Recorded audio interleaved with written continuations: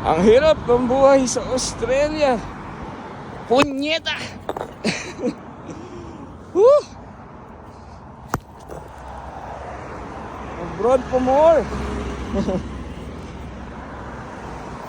Boom! Ayun o. Dalawang oras ko lang tinibag. Woo! Dahil mamaya 4 more na. Oh. See, meron pa dun. Ayun oh.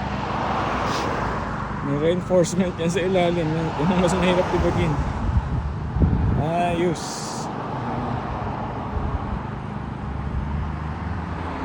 Ganito kadali ang buhay dito. Mahirap pero rewarding naman. Lalo na kung ikaw ang contractor.